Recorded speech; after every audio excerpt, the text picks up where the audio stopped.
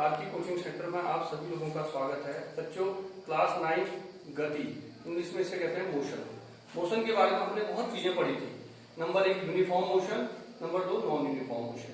Uniform motion में हमने पढ़ा था when a body travel equal distance in equal interval of time it is called uniform motion. जब कोई वस्तु समान समय में समान दूरी तय करे तो उसे एक समान गति कहते हैं।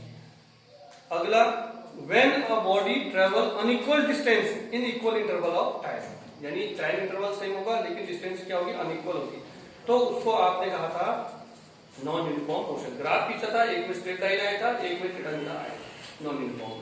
फिर उसके बाद बच्चों हमने पढ़े थे गति के 3 नियम। न्यूटन के गति विषय 3 नियम में आपको रिवाइज करा दे रहा हूं। पहला नियम है, अगर कोई वस्तु चल रही है चलते रहेगी, रुकी है रुकी रहेगी, जब तक कि उसमें कोई बाह्य बल न लगाया जाए। एक बस चल रही है, आप उसमें बैठे हैं, अचानक से बस ड्राइवर ब्रेक मारता है, आपका बॉडी आगे को गिरता है। क्यों? बस मोशन में है, बॉडी भी आपकी मोशन में है, लेकिन सडनली बस स्टॉप हो गया, लेकिन आपका बॉडी अभी भी मोशन में है। तो ये एग्जांपल है फर्स्ट लॉ की। इसे लॉ ऑफ इनर्शिया यानी जड़त्व का नियम भी कहते हैं। ठीक है, पहला नियम हो गया। दूसरा नियम है, किसी वस्तु में लगाया गया बल संवेग परिवर्तन की दर के अनुपाती होता है। F is proportional to dt upon dt। उससे हमने प्रूव किया था F बराबर m into a, यानी किसी वस्तु पर लगाया गया बल द्रव्यमान और त्वरण के गुणनफल के बराबर होता है, ऐसा भी आप कह सकते हैं सेकंड लॉ में। फिर हम आए थे थर्ड लॉ में। थर्ड लॉ में हमने पढ़ा था बच्चों, every action has equal but opposite reaction. हर क्रिया की बराबर परंतु विपरीत प्रतिक्रिया होती है। When you fired a bullet from the gun, the bullet moves forward and with the same force the gun moves come backward। यानी अगर आप बंदूक से गोली मारते हो तो गोली आगे को जाती है, उतने ही बल से बंदूक पीछे की ओर आती है। ऐसे ढेरों एग्जांपल है थर्ड लॉ ऑफ मोशन के।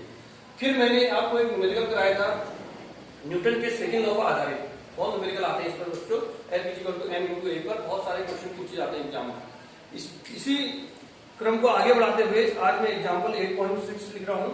मैं जिस मेथड से करता हूं, जिस तरीके से कर रहा हूं, उम्मीद है कि आप भी उसी तरीके से उसको समझने की कोशिश करें और क्वेश्चन को रटे नहीं, एकदम समझे। और एग्जांपल है, अगर आप सॉल्यूशन नहीं देखेंगे वो भी क्वेश्चन बन जाएगा।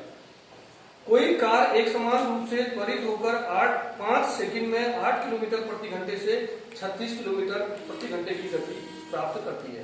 तो बच्चों, सबसे पहले आपको समय दे रखा है 5 सेकेंड, t = 5 सेकेंड। एक चीज दे रखा, इनिशियल वेग u, प्रारंभिक वेग। प्रारंभिक वेग क्या होती है बच्चों? u से डिनोट करते हैं इसे, इनिशियल वेलोसिटी कहते हैं इसे। 18 kilometre per hour, 18 kilometre per hour. अब आप मीटर पर सेकेंड में बदलना चाहते हैं तो आपको इतना लंबा करने की जरूरत नहीं है। आप डायरेक्ट में सूत्र याद करें, किलोमीटर पर आवर है 1 किलोमीटर बराबर 1000 मीटर और घंटा है तो 60 × 60 सेकेंड।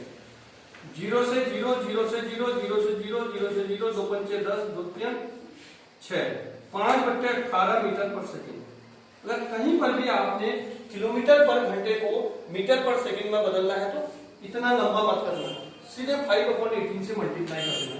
तो 18 × 5/18 सीधे मीटर पर सेकेंड में आ गए, कट गया 5 मीटर पर सेकेंड।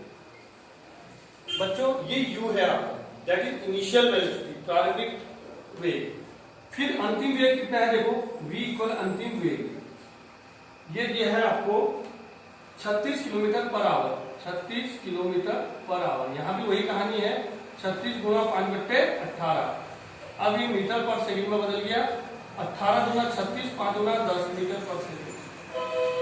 तो u दे रखा, v दे रखा, t दे रखा, आपसे निकालो कह रहा है त्वरण। बच्चों, त्वरण क्या होता है तो जल्दी बताइए। वेग परिवर्तन की दर को क्या कहते हैं? त्वरण। बार बार यार, change in velocity with respect to time is called acceleration. Hindi में कहेंगे वेग में परिवर्तन की दर को त्वरण कहते हैं। a बराबर अंतिम वेग v है, v - u/t।